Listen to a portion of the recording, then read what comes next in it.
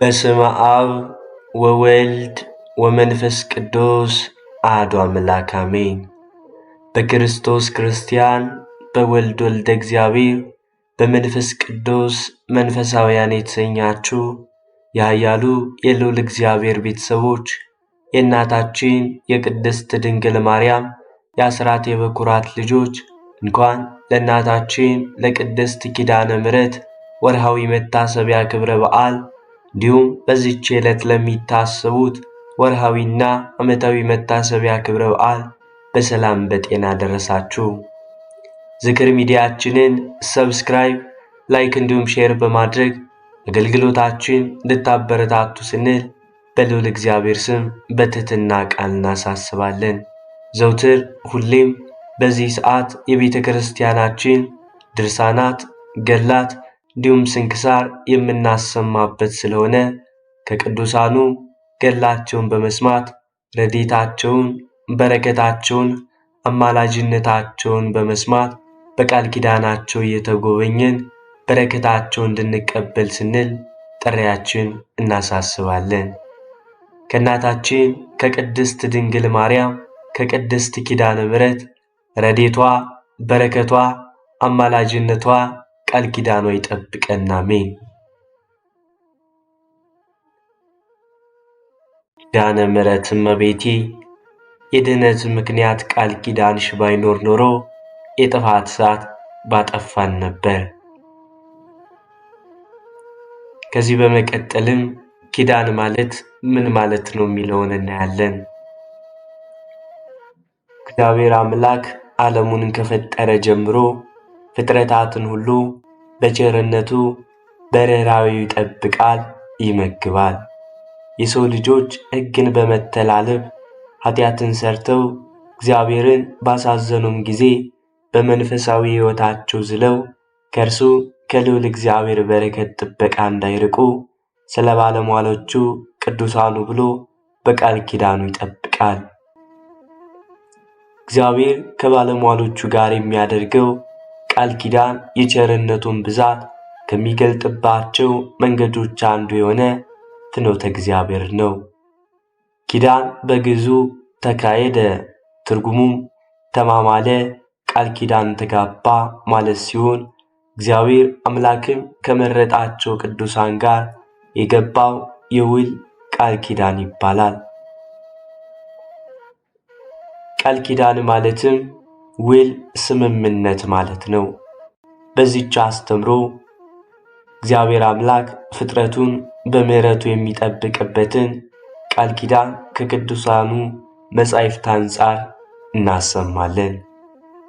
ቃል ኪዳን ሁሉ የከበረች ስለሆነች በየዓመቱ በ16 ቀን ሁሌም በወር የምናስበው እንዲሁም በየካቲት 16 ስለምናስባት ከ35ቱ የእመቤታችን በዓላት ከሆኑት አንዷ ስለሆነች የእመቤታችን የቃል ኪዳን ዕለት በተመለከተ እንዳስሳለን። ቅዱሳት መጻሕፍት እግዚአብሔር አምላክ ከመረጣቸው ከወዳጆቹና ከባለሟሎቹ ከቅዱሳን ጋር በየዘመናቱ የፈጸማቸው ኪዳናት እንደነበሩ ያስተምሩናል፣ ያስረዱናል። በነቢየ እግዚአብሔር ቅዱስ ዳዊት መዝሙር 89 ኪዳነ ተካሄድኩ ምስለ ሕሩያኔ ከመረጥኳቸው ጋር ቃል ኪዳኔን አደረግኩ ተብሎ እንደተጻፈ እግዚአብሔር አምላክ በበደላችን ምክንያት እንዳንጠፋ የሚጠብቀን በዚሁ ቃል ኪዳን አማካኝነት ነው። ለምሳሌ ምድርንና ሥጋ ለባሹን በንፍር ውሃ ዳግመኛ ላያጠፋ ለአባታችን ለኖኅ ቃል ኪዳን ገብቶለታል። ለቀደሙት አባቶችም ለነ አብርሃም ለነ ቅዱስ ዳዊት ቃል ኪዳን ገብቶላቸዋል፣ መሐላንም አድርጎላቸዋል።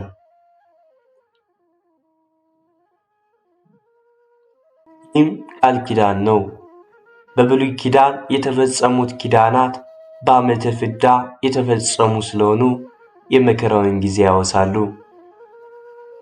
በአዲስ ኪዳን የተፈጸሙት ኪዳናት ደግሞ ዘመነ ምሕረትን የሚያውጁና ጸጋቸውም የበዛ አማናዊት ኪዳን ናቸው።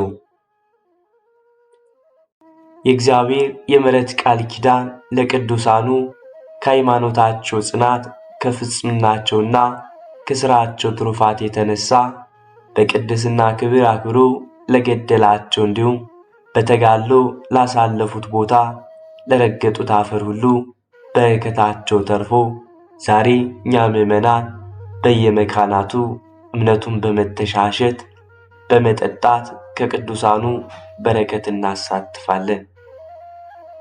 እግዚአብሔር አምላክ ምሕረት የባሕሪ ገንዘቡ ነውና ለሚወዱትም ትእዛዙን ለሚጠብቁ እስከ ሺህ ትውልድ ድረስ ምሕረትን የሚያደርግ በመጽሐፍ ቅዱስ እንደተጻፈ ከቅዱሳኑ ጋር ውልን የሚያደርገው እኛን የሰው ልጆችን በቅዱሳኑ በጎ ሥራ ለመጥቀም ፈልጎ ነው። እንዲህም ይሆናል። ይችን ፍርድ ሰምተ ብትጠብቃት ብታደርጋትም አምላክ እግዚአብሔር ለአባቶቼ የማለውን ቃል ኪዳና ምሕረት ላንተ ይጠብቃል እንዳለ ዘዳግም 7:12። ኪዳነ ምሕረት። ኪዳነ ምሕረት ማለት የምሕረት ቃል ኪዳን ማለት ነው። ይህም ፍጹም ከከበሩ የእመቤታችን በዓላት አንዷ ከልጇ ከወዳጇ ከኢየሱስ ክርስቶስ ዘንድ የማይጠፋ የዘላለም ኪዳን የሰጠበት ዕለት መታሰቢያ ነው።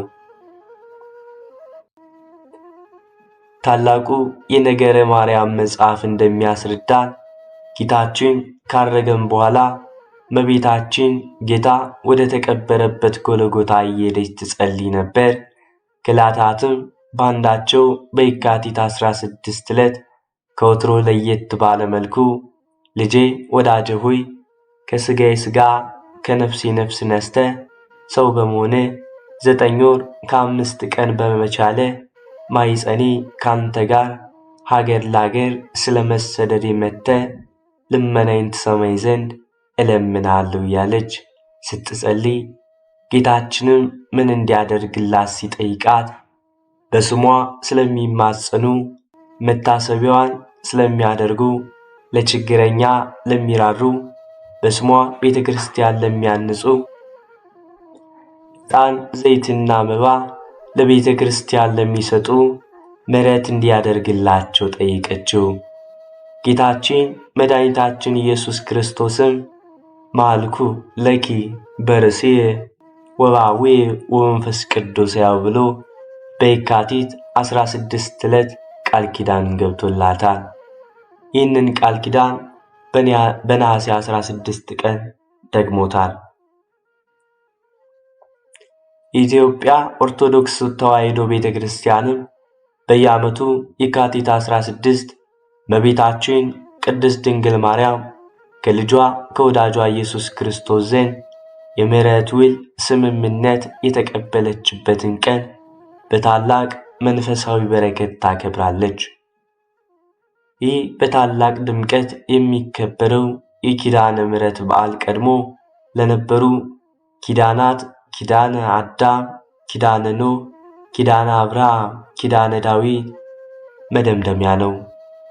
ለዚህም የማያልፍ የምሕረት ቃል ኪዳንን ስለገባለት ኪዳነ ምሕረት የምሕረት የይቅርታ መሐላ ውል ስምምነት እየታሰበ በመዝሙር በማኅሌትና በቅዳሴ ይከበራል።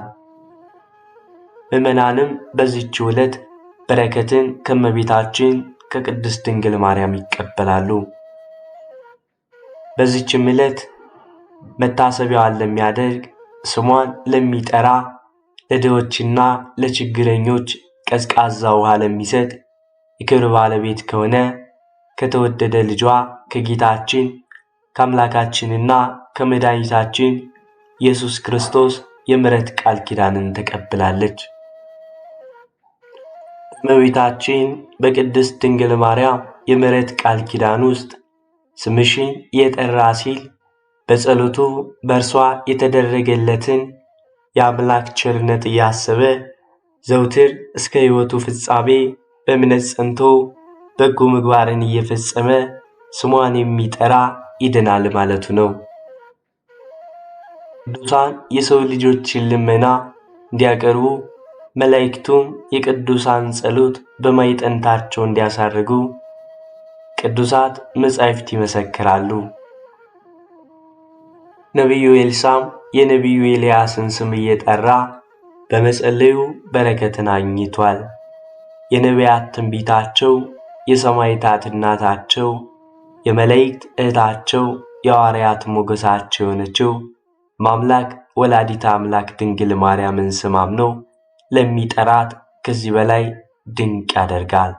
እርሷ ለዓለማት ፈጣሪ እናቱ ናትና። ዝክርሽን የሚያዘከረ ሲል በእርሷ የተደረገለትን ድነት እያሰበ በስሟ ለተቸገረ የሚመጸውት የዘላለም ሕይወትን ያገኛል ሲል ነው። እርሷን እናት ብሎ ያመነና የጠራት ልጇንም ወልድ ዋሕድ ብሎ ያምናል ይጠራልና ይህ ቃል ፍጹም እውነት ነው። የአምላክ እናት ብሎ ዝክሯን የሚያዘክር ልጇን አምላክ ብሎ አምኗልና ዝክርሽን ያዘክር ይድናል የሚለው ቃል ጽኑ ነው። ለቤተ ክርስቲያን አገልግሎት መባን በስሟ የሚሰጡትም እንዲሁ ነው። ስም መጥራት የማመን የመታመን መገለጫ ነው። ዝክርን ማዘከርም በእምነት የሚደረግ የትሩፋት ሥራ ነው። በቅዱሳት ስም የክርስቶስን ቤተ ክርስቲያን ማሳነጽ ደግሞ ከሁሉ የከበረ የጽድቅ ሥራ ነው።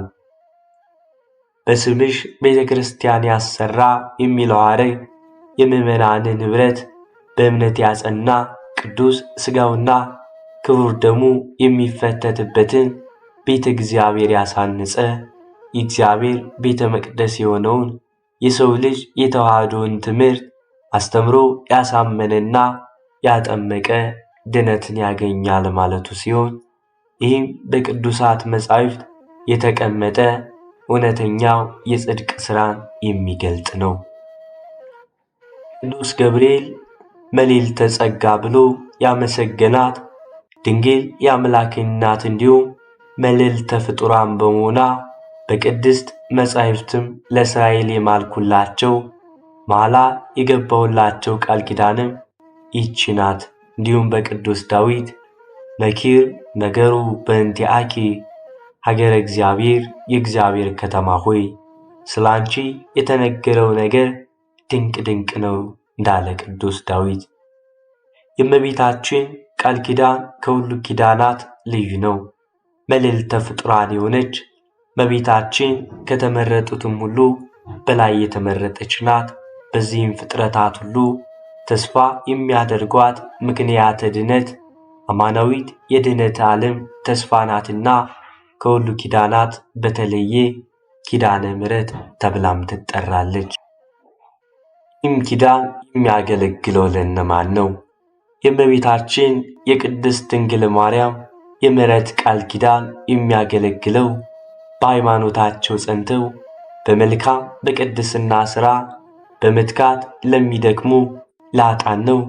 አባታችን ቅዱስ ሕርያቆስም ይህንን በቅዳሴ ማርያም አዘክሪ ድንግል ለኃጥአን ወአኮ ለጻድቃን፣ ለጻድቃን ያይደለ ለኃጥአን አሳስቢ በማለት ይገልጸዋል።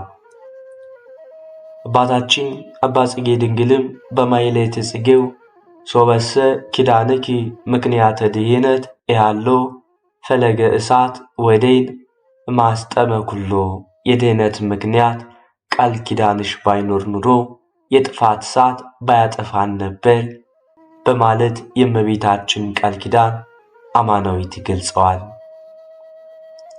ነገር ግን የእመቤታችን የምሕረት ቃል ኪዳን አለና በእርሱ ድነት እናገኛለን በማለት በጎ ምግባርን ትሩፋትን ከመስራት ቸል ማለት አይገባም። እርሷ የሚላችሁን አድርጉ እንዳለች ልጇ የሚለንን ለማድረግና ባልቻልነው ነገር ደግሞ የእርሷን አማላጅነት እንጠይቃለን፣ እንማጸናለን። የእመቤታችን የቃል ኪዳን ምልጃ የስምዖን ታሪክ እንዲህ እንተርካለን። አባታችን አባ ሕርያቆስ በቅዳሴ ማርያም ለንጹሐን ሳይሆን በኃጢአት ላሉ ለደካሞች የእመቤታችን ቃል ኪዳን መድኃኒት ምሕረት ነው ብሎ እንደገለጸው በታምረ ማርያም ከተመዘገቡትና የእመቤታችንን አማላጅነት ከሚያሳዩት ታሪኮች አንዱ በዚህች ዕለት በየካቲት 16 የሚነገረው የስምዖን ወይንም የበላይ ሰው ታሪክ ነው። በላይ ሰው አስቀድሞ ቅምር በምትባል አገር በአብርሃማዊ ኑሮ የሚኖር ደግ ሰው ነበር። ሐዋርያው ቅዱስ ጳውሎስ በሁለተኛ ቆሮንጦስ 11:14 ላይ ሰይጣን የራሱን የብርሃን መልአክ እንዲመስል ይለውጣል በማለት እንደገለጠው በበላይ ሰው የቀናው ዲያብሎስም በቅድስት ሥላሴ አምሳል ሦስት ሰዎችን ተመስሎ እንግዳ ሆኖ ወደ ቤቱ መጣ። በላይ ሰውም እግዚአብሔርን እያስተናገድኩ መስሎት በደስታ ያማረ ምንጣፍ ጎዝጉዞ ወገቡን ታጥቆ የሰባውን ፍሪዳ በመሥዋዕት አስተናገደው። በሥላሴ ተመስሎ በቤቱ የተገኘው ዲያብሎስ ግን አዳምንና ሔዋንን በክፋት ሥራው እንዳሳተ ስምዖንም ልጄን ሰውተ እራት አዘጋጅልኝ ብሎ ጠየቀው። ስምዖንም የእንግዶቹን ፈቃዳቸውን ሁሉ ሊፈጽም ቃል ገብቶ ነበርና መሐላውን እያሰበ ልጁን አቅርቦ ሰዋው። እንድትታዘዛቸው ከቀረበው መሥዋዕት አስቀድሞም ቀመሰ። ከዚህም በኋላ ዲያብሎስም ተሰወረው። በላይ ሰው የልጁን ሥጋ በመብላቱ ጠባዩ ተለውጦ ከዚያ በኋላ ቤተሰቦቹን ጨምሮ 78 ሰዎችን በልቷል። በላይ ሰው የሚለው ስያሜውም ከዚሁ ታሪክ እንደምንረዳው ስሙን የሚበላ ሰውን የሚበላ የሚጠጣ በሚል ነው። በዚህም ሕይወት ሲዘዋወር ሳለ ሁለንተናው በቁስል የታመመ ሰው ተመለከተ። ይህም ሰው በላይ ሰብን አምላክን ስለወለደች ስለ ድንግል ማርያም ብለ ውሃ ጠጣኝ ሲለው በላይ ሰብም ልቡ ራርቶ ወደ ልቡናውም ተመልሶ ለድሃው ያለውን ውሃ ሰጠው። ይህም በላይ ሰብ በመልካም ሥራ ደካማ ሲሆን ነገር ግን የሃይማኖት ልብ እንዳለው የሚያሳይም ነው። በላይ ሰብም ከሞተም በኋላ ነፍሱን በፈጣሪ ፍርድ ለምትቆም ጨለማ የለበሱ ሰይጣናት ይህችን ነፍስ የሚያስፈራሩ ወደ ሲኦል የሚወስዷት አበጋዞች ወሰዷት። እመቤታችን ግን ልጄ ወዳጄ ማረልኝ ስትል ለመነችው። በመልአክ ኪዳነ ምሕረት ድርሰት በመልካ ኪዳነ ምሕረትም ድርሰት ንበለ ምግባር ባይቱ እመይጸደቅ አነ ቦቱ ለከንቱ ኪዳንኪ ኮነ። ያለ በጎ ሥራ እምንጸድቅ መንግሥተ ሰማያትን የምንወርስ ካልሆነ እመቤቴ ድንግል ማርያም ሆይ ቃል ኪዳንሽ በከንቱ ነበርን ብሎ እንደተጻፈ 78 ነፍሳትን የበላይ ሰብ የእመቤታችን ቃል ኪዳኗ በሚታሰብበት ዕለት ለድሃው ውሃን ስላጠጣ ነፍሱን በእመቤታችን ቃል ኪዳን አማላጅነት ዳነች። እግዚአብሔር አምላክስ እንኳን ለድኅነተ ዓለም ለመረጣት ማዛ ንጽሕናዋን ቅድስናዋን ለወደደላት ለእመቤታችን ድንግል ማርያም ይቅርና አምላክን ከማያውቁ ከአሕዛብ ወገን ከሆነች ከናውንት ሴት ስለ ልጇ ብትለምን ምሕረት የባሕርዩ ነውና በልመናዋ ልጇን ምሮላታል።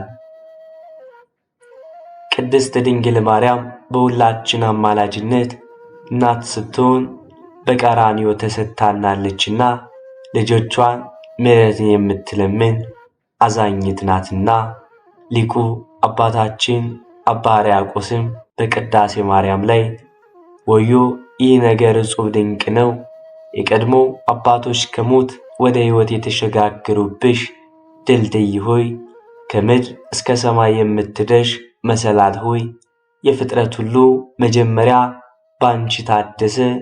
ከገነት በተሰደደም ጊዜ የአዳም ተስፋው አንቺ ነሽ በማለት እመቤታችን ለፍጥረት ሁሉ አማላጅ መሰረተ ድኅነት መሆኗን መስክሮላታል ሊቁ አባ ሕርያቆስ።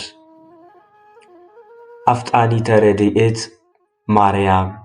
ጌታችን በወንጌል እንደተናገረው እናንተን የሚቀበል እኔን ይቀበላል፣ እኔንም የሚቀበል የላከኝን አብን ይቀበላል። ነቢይ በነቢይ ስም የሚቀበል የነቢዩን ዋጋ ይወስዳል ያገኛል።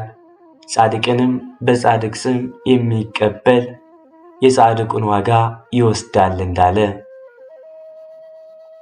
ማንም ከነዚህ ከታናናሾቹ ላንዱ ቀዝቃዛ ውሃ ብቻ በደቀ መዝሙር ስም የሚያጠጣ እውነት እውነት እላችኋለሁ ዋጋው አይጠፋበትም እንዳለ ማቴዎስ 10:41 ላይ እንደተጻፈ የበላይ ሰብ ሕይወትም እግዚአብሔር አምላክ የምሕረት አምላክ እንደሆነ በምክንያት በመረጣቸው ላይ አድሮ ለኛ ለልጆቹ የሚሰጠው ምሕረት መገለጫ ነው። ሊቁ አባ ጊዮርጊስ ዘጋስጫ በሰዓታት ጸሎቱም አፍጣኒተ ረድኤት ማርያም በጊዜ ምንዳቤ ወአጽባ ላዕን እምቀራንባ፣ ማርያም ሆይ በችግርና በመከራ ጊዜ ከዓይን ጥቅሻ ይልቅ ለእርዳታ ፈጥነሽ የምትደርሽ በማለት ለሚጠሯት ፈጥና የምትደርስ እናት መሆኗን ተናግሯል፣ መስክሯል። አባታችን ቅዱስ ያዕቆብ ዘስሩግ በቅዳሴው ዳግመኛ በእናት በማርያም ተማጽነናል፣ አንተ መታሰቢያሽን ያደረገ ስምሽን የጠራ የዘላለም ድነት ይድናል ብላታልና ብሎ እንደገለጸው ዛሬም ስሟን ጠርተው ለማይጠግቡ ሲያወድሷት ለማይሰለቹ ዝክሯን በማዘከር መታሰቢያዋን በማድረግ ዘውትር ታምራቷን በመስማት በማሰማት ለሚተጉ መቅደሷን ለሚሰሩ ፈጥና የምትደርስ አፍጣኒተ ረድኤት ናት። ኪዳነ ምሕረት እመቤታችን ቅድስት ድንግል ማርያም ከልጇ ከወዳጇ ምሕረትን ቃል ኪዳንን የተቀበለችበት ዕለት ነው። በዚህ ቃል ኪዳንም የምንጠቀመው እኛ ነንና ስለ ቅዱሳኑ ብሎ የሚምር አምላክ ስለ ምሕረት ቃል ኪዳኗ ሲል እንዲምረን በቅዳሴ ዘውትር ስሟን እያነሳን ንጽሕት ድንግል ሆይ ለነፍሳችን ይቅርታን ያደርግ ዘንድ ኃጢአታችንም ያስተስርይልን ዘንድ ወደ ጌታችን ለምንልን እያል እናምንለታለን፣ እንለምንላታለን። ቅዱስ ኤፍሬም በውዳሴ ማርያም 64 ጊዜ ቅድስት ሆይ ለምኝልኝ እያለ ቅዱስ ያሬድም በአንቀጸ ብርሃን 13 ጊዜ ቅድስት ሆይ ልጅሽ ይቅርታውን ያድለን ዘንድ ለምኝልን እያለ እንዳመሰገናት እኛም በአባቶቻችን ፈንታ የተወለድን ልጇን ዛሬም እስከ ዘላለሙ ቅድስት ሆይ ለምኝልን ብለን እንማጽናታለን፣ እንለምናታለን። ከእመቤታችን ከቅድስት ድንግል ማርያም በረከቷ ረድኤቷ ይክፈለን።